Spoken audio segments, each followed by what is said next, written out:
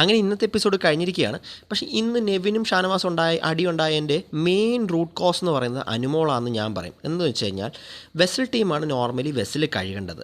അനുമോക്ക് ചെറിയ അഴുക്ക് ഇവർ ഉണ്ടെന്ന് പറഞ്ഞാൽ തന്നെ ജസ്റ്റ് അതൊന്ന് വാഷ് ചെയ്ത് ക്ലിയർ ചെയ്ത് കൊടുക്കാമെന്ന് കാര്യം ഉണ്ടായിരുന്നുള്ളൂ. അവിടെ തീരുന്ന പ്രശ്നമായിരുന്നു. അതായത് അനുമോൾ വാഷ് ചെയ്ത് കൊടുക്കത്തുമില്ല, എന്നാൽ ഷാനവാസും അനുമോളും മാത്രമേ ഉള്ളൂ ഈ വെസൽ ടീമിൽ. ആ കൂടെ രണ്ടുപേരും ക്യാപ്റ്റൻ അനുമോളാണ്. അപ്പോൾ ഷാനവാസ് വാഷ് ചെയ്യാൻ റെഡിയായിരുന്നു. ഷാനവാസ് വാഷ് ചെയ്യാൻ റെഡി ആയിട്ട് ഷാനവാസിനോട് വാഷ് ചെയ്യില്ലെന്ന് പറഞ്ഞിട്ടാണ് അനുമോൾ അവിടുന്ന് പോകുന്നത്. അത് അനുമോൾ ഒരു സീൻ ക്രിയേറ്റ് ചെയ്യാൻ വേണ്ടി മനഃപൂർവ്വം ഉണ്ടാക്കി കൊടുത്ത പോലെ ഒരു ഇതായി പോയി. പിന്നെ അവരും ഈഗോയിൽ വെച്ച്, പക്ഷേ നെവിൻ ചെയ്ത കാര്യം ഒരിക്കലും ശരിയാണെന്ന് പറയുന്നില്ല. നെവിൻ ചെയ്ത കാര്യം 100% തെറ്റ് തന്നെയാണ്. പക്ഷേ ഇതിൻ്റെ ബേസിക് റൂട്ട് കോസ് എന്ന് പറയുന്നത് അനുമോൾ തന്നെയാണെന്ന് ഞാൻ പറയുള്ളൂ. എന്ന് വെച്ച് കഴിഞ്ഞാൽ ഇന്നത്തെ എപ്പിസോഡിൽ ലാസ്റ്റ് കണ്ടാലും മനസ്സിലാവും. അതായത് അനുമോൾ വീണ്ടും പാത്രം കൂട്ടിയിട്ടിരിക്കുക.